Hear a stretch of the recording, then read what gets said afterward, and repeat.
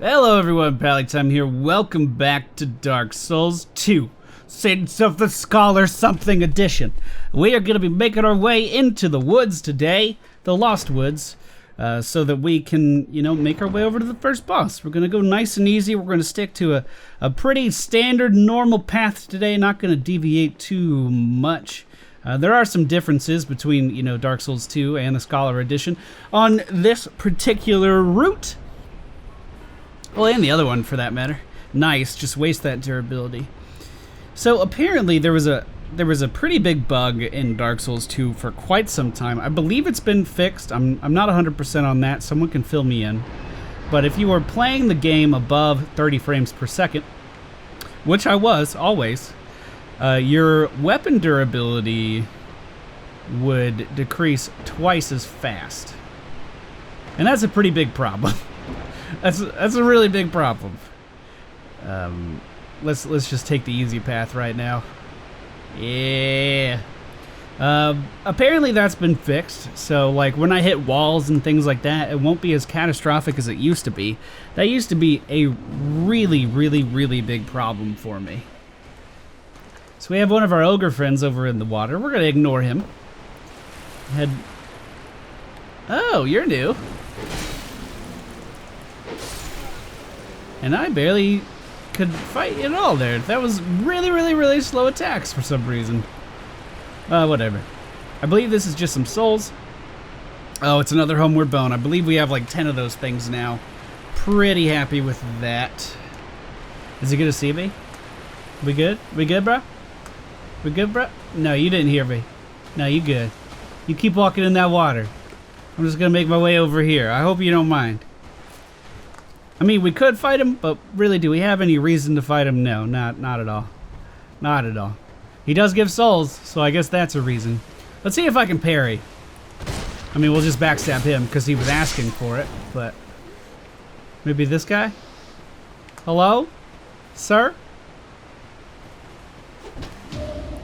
Oh my god, look at that! My first parry of the game! And it was on my first attempt! Well, if that isn't a good note, I don't know what is. I never actually spent the time to get used to the Dark Souls 2 parrying. I'm really good at it in 1, like ridiculously good at it in Dark Souls 1. I can parry just about anyone that it's possible to parry. But for some reason, the timings are all different in 2, and I just never really got the hang of it. So, we have 2 guys on the ramp up, a guy to the right, a guy to the left here. Can we just aggro? Okay, we got 2 of them. Just back up a little bit. That was an arrow being shot at me. Come up. Oh my god! Look at me! It's like I play video games. I'm actually amazed with myself. That may seem extremely insignificant to a lot of you, but to me that was a moment. You just witnessed a moment. I believe there's one more guy. Come on down. The water's fine. We're not going in the water, bitch. I lied to you. Okay, let's check for any items. No, we're good. Of course, you can't parry an archer, but when he switches to his dagger, I guess I could have. And this is essentially what the Everlasting Knight mentality is going to be. Very slow and methodical. We're going to own the shit out of all of these areas. If something surprises me, it's because I was going too fast. And I'm going to try to progress through the whole game like that. It's going to be very counterintuitive to me because usually I'm all about efficiency and running through things as fast as possible. But no, we're going to try to take everything one step at a time. Lately when I play games, I've been trying to challenge myself to expand in other verticals. I need to be more patient. And this is going to be one of my means for being more patient. Trying to grow as a human being while playing the video games. So, I know there's an item over there. And I know that I really suck at getting it. So I'm going to give it a few attempts. That seems to always happen. And I don't know why that always happens, but I always get stuck here. And then you have to drop down. And then, you lose health and stuff. I'll give it a couple more tries. I don't want to spend too much time on it because honestly I don't even know what that item is. But it's kind of a weird jump. I can't seem to get it right. And yes, I know I'm a fucking jump master, or at least I'm supposed to be. At least that's what I tell people. Alright, so let's angle the camera right here. Run straight at it. Well, that fucking great. Alright.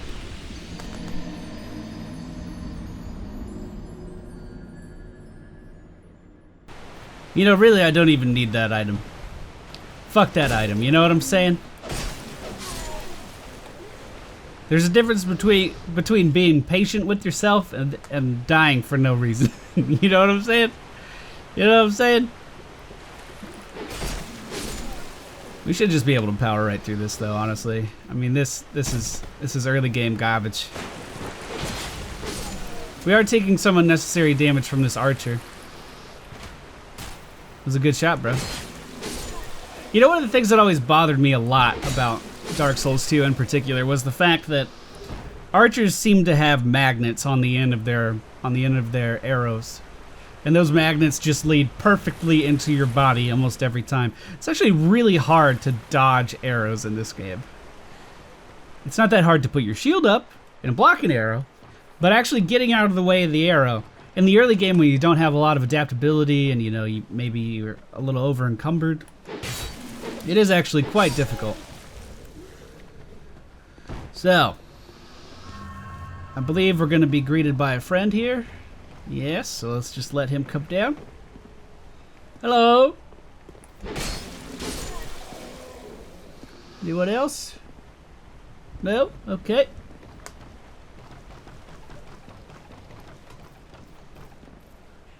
I thought there was one more guy up here. I guess not. Alright, so there's an item to the right. Got that, no problem. Well, hello there. You need to pay more attention. He was sleeping on the job. Well, probably daydreaming more accurately, because I guess he was kind of standing up. Short sword and the soul of the lost undead. Of a lost undead. Not all of the lost undead. Is there another ledge there now? Wait a minute. Does that lead somewhere? Let me look at it from the other side. Does this go anywhere? Or? No, that's just, I guess, so you don't die? I feel like that was just a straight drop before. Whatever.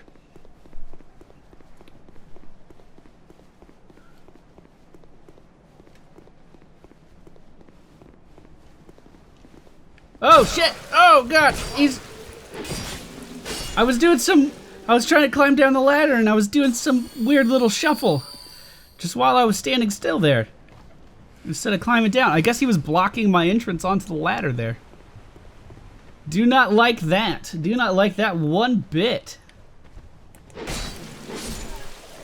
And again, we'll just kind of inch up a little bit at a time here. I mean, half the bodies on the ground are just people sleeping. So, I mean, we'll try not to wake up too many. Nice, slow, and methodical. We already killed the guy up top. He would be raining down some bombs on us normally. But no, because we're going through this, really, I think this is quite nice. We're going through this anti-Pallytime way, and it's going well. Oh shit, which are the dead bodies? That guy right there, the one just above my head, you can actually see him breathing if you look really close. Yeah, he's faking it. What a dick. They are kind of undead though. Why do they even need to breathe?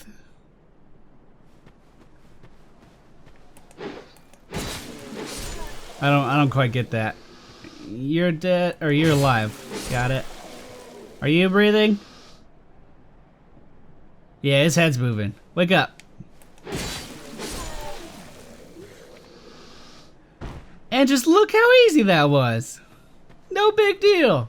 No big deal at all. Now, back in Dark Souls 2, the original release of the game, there was a white knight kind of just hanging out here. He's gone. They moved over to some other place, and I don't really understand why. So if you guys could tell me. I mean, I guess I kind of get it. Why have the Hyde Knights moved? I think a lot of the changes with the Scholar Edition were implemented in order to make the lore make a little bit more sense. Streamline the... Whoa, that was aggressive. Streamline the game a little bit as far as, like, where you meet people. I believe their intention was to make the game just make a little bit more sense in that regard. There we go. One more attack. We'll get the item behind the bookshelf. What is that? A wood bolt times 20 for crossbows. So, you know, we're probably not going to be using that. See if I can parry. Did they make parrying easier? What's going on?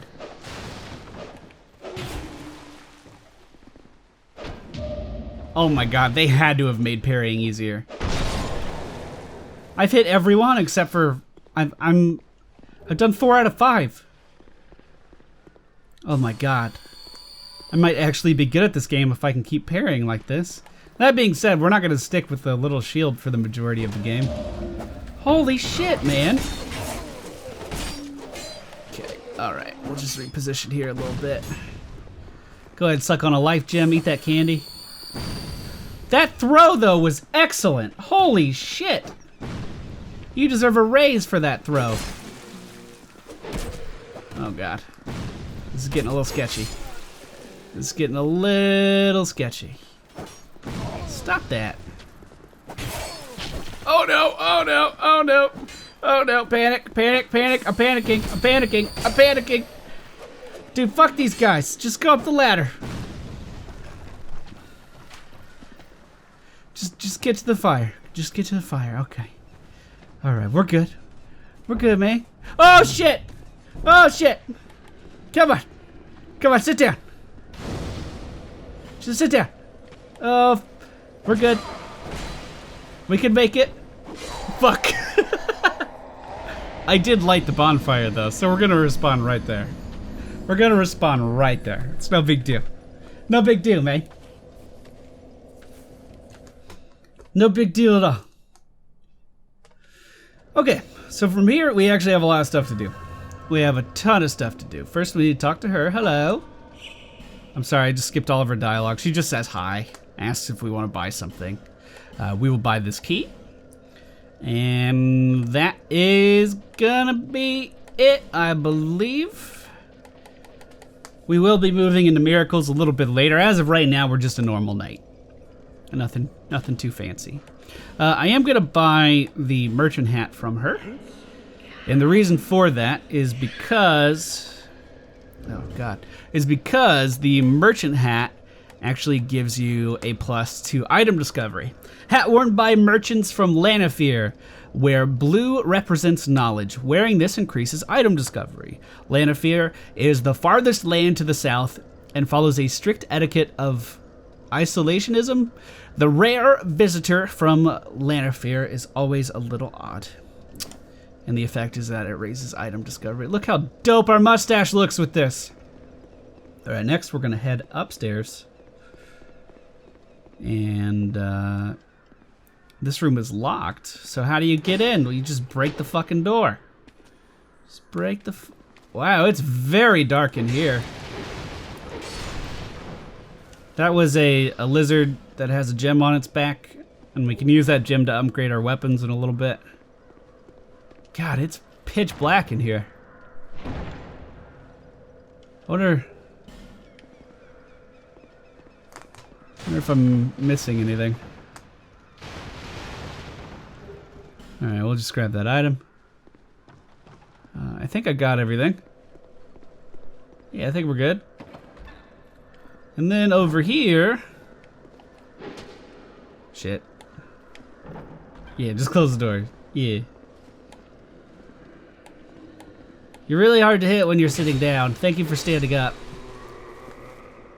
Over here, in this chest, is one of the items you can do co-op with. So this is going to be a white soapstone, and should be black separation crystal as well. Small white soapstone. Radiant Life Gem. Maybe we just get the Separation Crystal. Yeah. Or we started the game with it, actually, I guess. And then I believe there's an item on this branch. Yeah. How am I doing? I don't feel like I'm doing very bad. Are you guys proud of me? I'm trying really hard. I'm trying really hard to just take my time and not miss anything. We have some friends we can make down here. Again, dude just hanging out. We'll just be a dick. Come ruin his day. And then he has a friend on the bridge. Yeah. I know your tricks. I might try to go level up. I might try to go put 1 point into my strength. Because it's like these guys are just 1 damage away from dying from a 1-2 punch. And obviously anything you can kill in 2 hits is a hell of a lot better than killing it in 3 hits. Now upgrading our weapon could have the same effect, but do I really want this weapon? Actually, I don't think I do. So, let's go get a weapon I do want. Or that I will use at least for a little while. You know, it's a decent starter weapon. That would be located over here. We just have to drop down. Hello! Nailed it. Let me lock on. Get my shield out, hold on.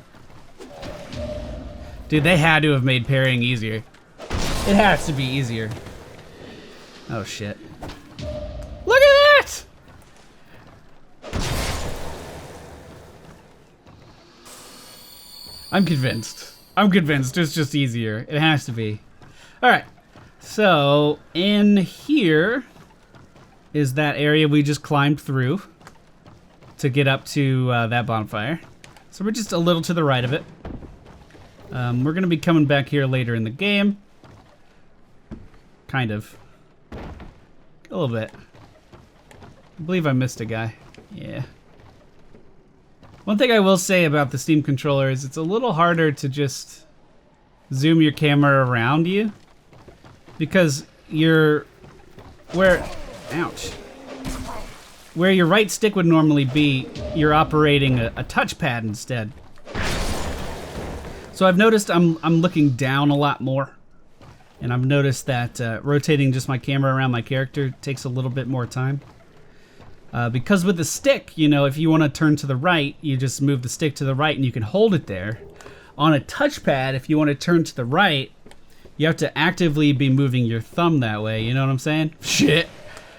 Good dodge, though. Shit! Oh, I did it again. Let's just kill him. You have to actively be moving your thumb there, and there's only so much room for you to be moving your thumb on a touchpad. That being said, I could adjust the sensitivity a little bit, I suppose. Hit me! Or just keep walking forward. Man, these guys aren't even paying attention. Oh shit. You know, I kind of just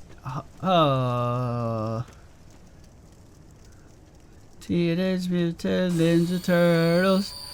Teenage Mutant Ninja Turtles. Teenage Mutant Ninja Turtles. Turtles in a half shell. Turtle power. Hello. Oh, God. I could tell right when he swung that it was gonna hurt.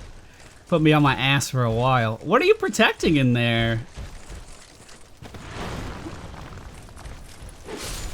I wonder if I can parry that. Oh, that would be cool.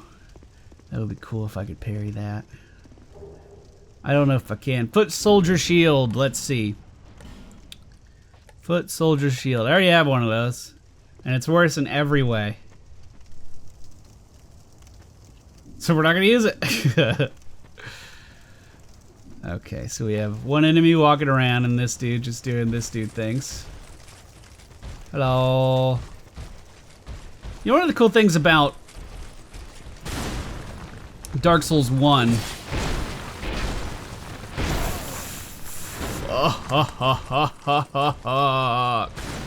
was the fact that when you saw statues like the ones around here, it was because a player was cursed by something. You know, I really should be using my Estus flasks more. Kind of using up all of my life gems. There we go. So if you saw statues like this, you kind of have a heads up, motherfucker, that the area you're going into is a little sketchy, right? Not statues like the guy we were fighting, but statues like this one right here. You know, that was usually a pretty good indication that you were about to enter a place that you didn't want to be in. It doesn't seem like that's the case here, which is a little lame, because I remember that feeling of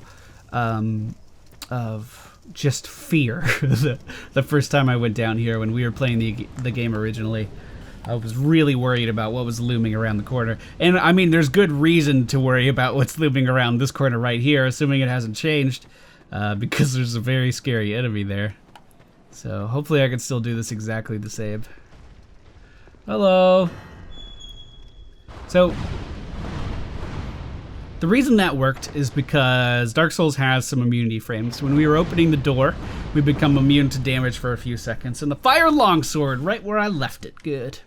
So we were able to open the gate, use those immunity frames, and then get the fuck into that room before we actually took any damage. So the fire longsword, let's compare it to what we have now, and let's read the description of it. I'm going to try to read the description of items a lot more, because it does give you a lot of backstory into what is actually going on in the world. So this is just a normal longsword. This straight sword is sufficient in most respects and effective in most situations if wielded properly. Those who aspire to master the sword are certain to wield this at some point during their journey. I think that's a very good summary of the weapon. Unfortunately, I don't quite have the stats to wield it right now. What do we need? What do we need to make this thing work? We just need a little bit more dexterity, so we would need 9 dexterity. If we take a look at this compared to the broadsword, which is what we were using before, the broadsword does 120 physical damage, and the fire longsword does 78 physical damage, but also does 78 fire damage at the same time, which is good in most situations unless you go up against someone that actually has some significant fire resistance, which I don't believe we're going to for quite some time. So generally speaking, it is a pretty good starter weapon, and we are going to use that for the first leg of our journey. We just need to go back to Majula sometime soon and get our character that extra dexterity that he's going to need. Get Ultima, that extra dexterity that he's going to need. And then we can upgrade that at the blacksmith. We did buy the key for that. And that's going to allow us to just hit harder, man. It's pretty much that simple. We're going to hit harder. All right, I got to get revenge on these guys. I had to run away from them last time, and I ain't about that.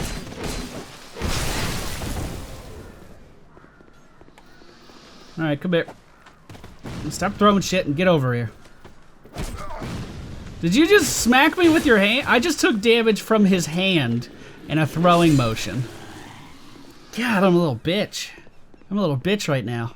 We're gonna have a lot of growing up to do if we want to be the everlasting knight. That's for fucking sure. And there's one more guy over in the corner here. Just gonna use this Estus just to be on the safe side. And we'll go ahead and... Oh, I already killed him. That's right. So, witching urn. I actually don't know what that does. What is a witching urn? Is that the magical bomb? A small clay urn unwreathed in magic explodes, inflicting magic damage created by Melphia, a land that flourishes with magic and pyromancy. Through the magic contained in this urn, though the magic contained in this urn lacks potency, it is a boon in any inexperienced traveler. So it's basically the game is telling us right from the start that it's an early game item. Let's see what she has to say. Let's see what she has to say. This is the Merchant Hag. My name is Malentia. Malentia. You're a stranger to this land. Oh, we get as strangers these days. Everybody's gone and run off. Drang Lake's been a pile of rubble since the war fought long, long ago. And the giants crossed the sea. Seemed like the battles would never end. Poor folk like myself have nary a place to sleep. That's why I keep all me things right with me. You may travel light, but methinks you bear a burden of your own.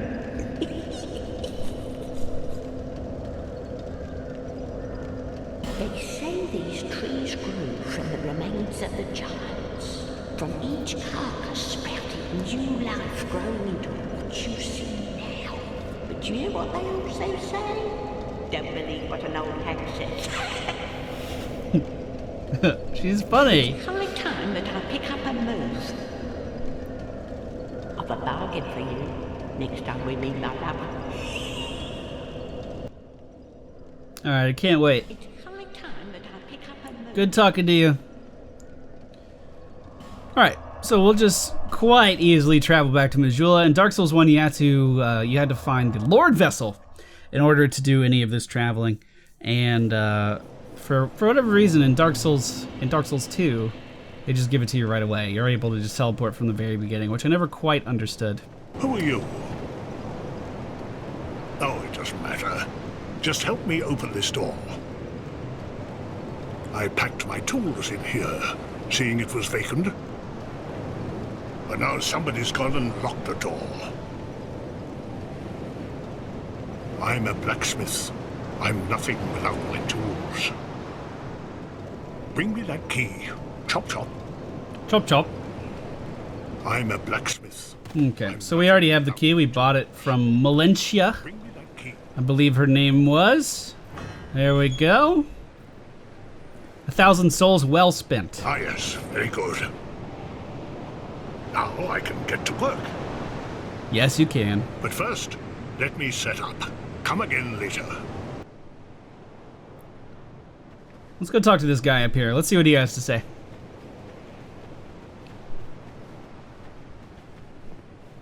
Hello? I remember him being very depressing. You're undead, aren't you? You have that distinct scent, the smell of irreversible fate. This is Majula. It is a kind of settlement. A place where life is almost normal. And in Drang Lake these days, there are very few places like that. I am Solden. And like you, I lost everything. And now I'm here. You probably heard that it was possible to break the curse here.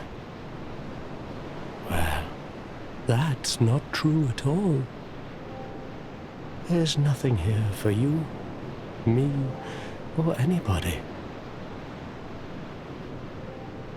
Do you know much about souls? Even I'm not certain, but I'm told that the soul is the essence of life itself. Anything living, sentient or no, supposedly has one.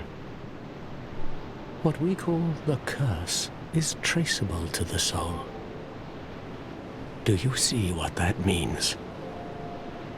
To be alive, to walk this earth. That's the real curse, right there. We undead will never die. And that's quite a predicament, really. There are 4 beings in this land with giant souls. And wherever you go from here, you'll sooner or later come up against them. Each has a powerful soul and a terrible curse. If that frightens you, then you ought to just give up right now. Like I have. I'll never give up. Never surrender. So I guess some of the things I was saying about the trackpad were a little inaccurate earlier. For instance, if I start in the middle and drag left, I can just hold this spot and it'll continue to rotate. And if I go to the corner, it'll rotate faster and I can keep my thumb there. So that's a thing. Still weird. Do you ever cry out for help? No. The journey of an undead is long and treacherous. You'll face invaders from other worlds at every turn. If you need help, why not proclaim faith in the Blue Sentinels? When you face danger, the Blue Sentinels will come to your aid. Protection is yours, if you wish. You need only accept their kind embrace. We can do this for now. I'm not crazy about it or anything. I mean, it's not like it's a great covenant.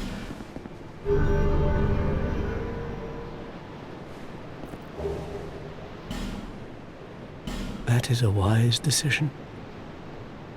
People are weak, but the Blue Sentinels watch over us in their benevolence. Let the Sentinels cradle you in their embrace. Cool. Oh, do you have anything else? Look at our new neighbors. Oh god, he just keeps talking, huh? How they fret over all and sundry. Oh, those were better days. Oh, dear me. It really takes me back. We can learn a gesture. Welcome! Do you see the way beyond the bonfire? That will take you to the forest of the giants. There was once a great fort, but little of it remains.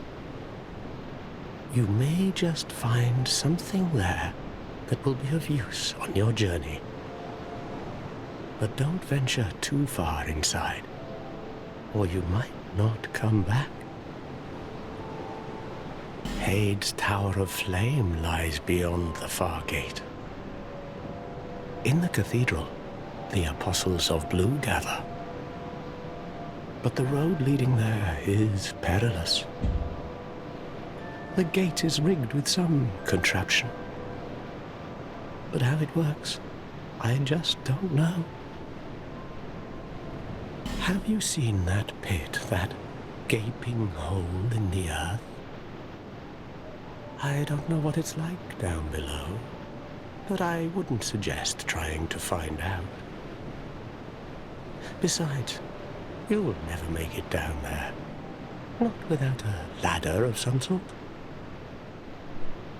The flame you see there is a bonfire. They exist all across the land, beacons to we undead.